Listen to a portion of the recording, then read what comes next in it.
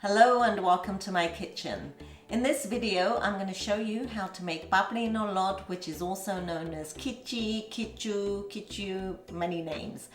And what it is a rice flour that's steamed and spiced and you eat it as a snack. It's absolutely delicious. And this recipe comes from Usha auntie, who has perfected this recipe. Because many people, they make it and it comes out very heavy or sticky, but this recipe melts in your mouth and it's so good.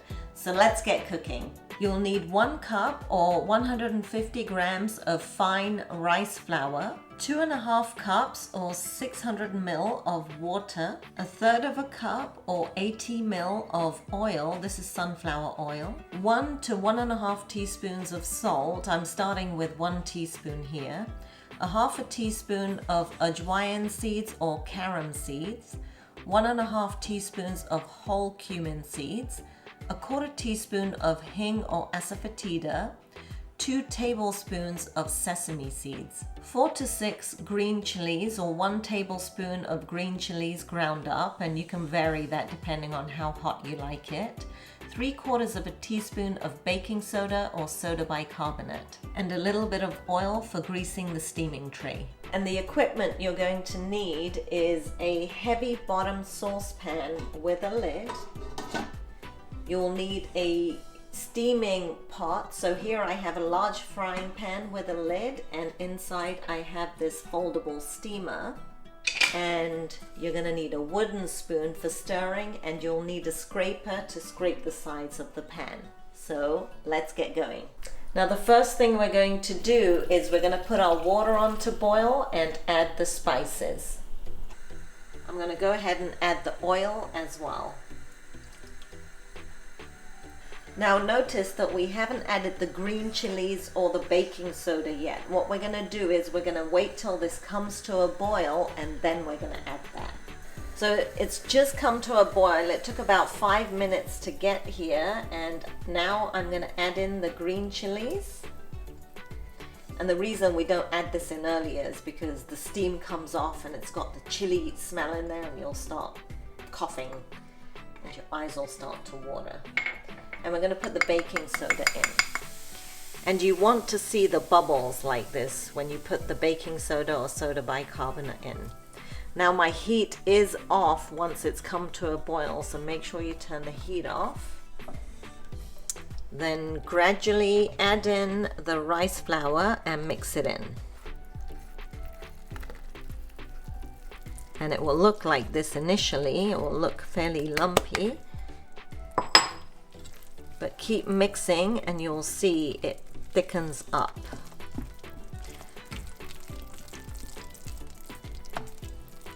And you want to keep stirring it until it's smooth.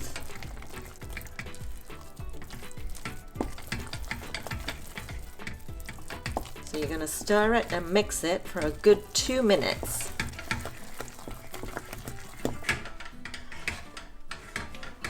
It's a workout. Once you're done stirring it, go ahead and taste it to see if you need to add any salt or any more chilies. I'm going to add another 1/2 teaspoon of salt. Now this looks nice and smooth, so we're going to clean off our spoon. There you go. And we're going to scrape down the sides. We're going to turn on the heat on very, very low. So you want to scrape the sides because the pan will heat up on the outside and the outside will cook quicker than, you know, what's in the pan. So we want to make sure our sides of the pan are really clean.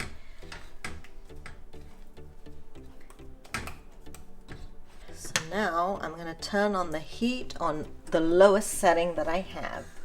Okay. And we're going to cover the pan and let this cook like this for 4 minutes, and then we're going to give it a stir. All right, so it's been 4 minutes and we're going to give this a stir. And what you're looking for is that at the bottom of the pan, it should be sticking a little bit like this. So we're going to scrape all that off and stir it really well.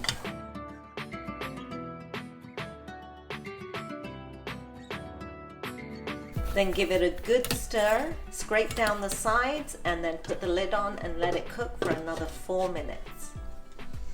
And the second 4-minute timer has gone off, and I do recommend you set timers for this, otherwise you'll forget it and it might burn. So, all right, it's sticking a little bit. We're gonna scrape it again, give it a good stir. Now, as it's cooking, you can definitely see that the texture is changing. Now we're just gonna let it cook for 3 minutes. Once the 3 minutes are up, just turn off your heat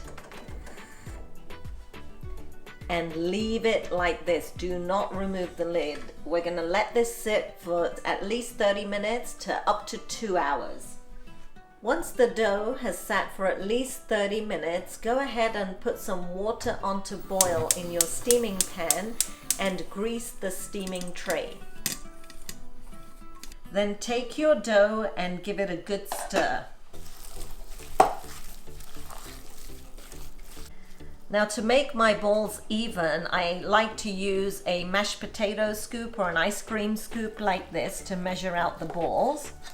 So take a scoopful into your hands like this and then roll it smooth. You actually don't need to grease your hands. And then flatten it slightly like that. Okay?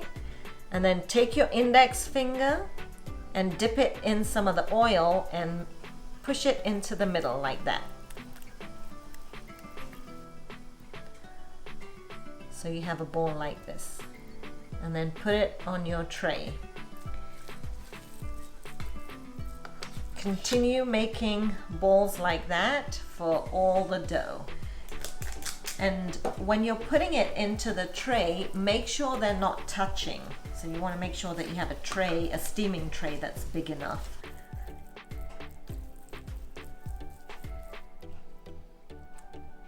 Now you can see my hole is not going all the way through. If you really want it to go all the way through, you can, but I think it's fine. You just want to make it really narrow in the middle there. And if you see any cracks like this, just patch it up so that they all look pretty.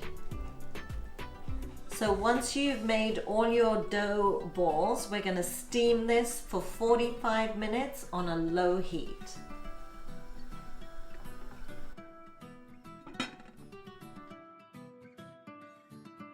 While the dough is steaming, make sure your water level doesn't drop too low. You don't want the water to burn off. So if it's like sounding like it's burning off, go ahead and add some more boiling water.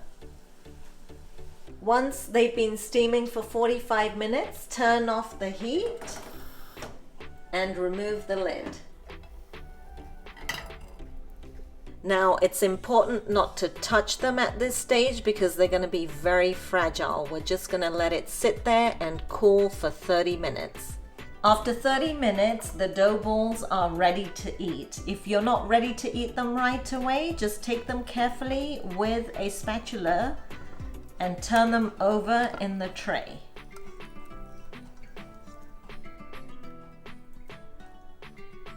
Oh my God. It's so nice and soft and it melts in your mouth. These are so delicious, so definitely give it a try.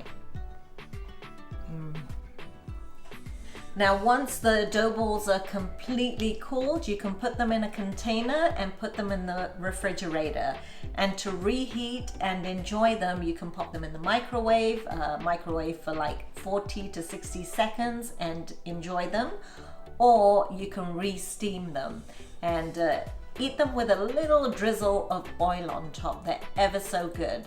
So I hope you guys enjoyed watching my video, and subscribe to my channel. Give me a thumbs up for this video, and I'll see you again soon for some more cooking inspiration.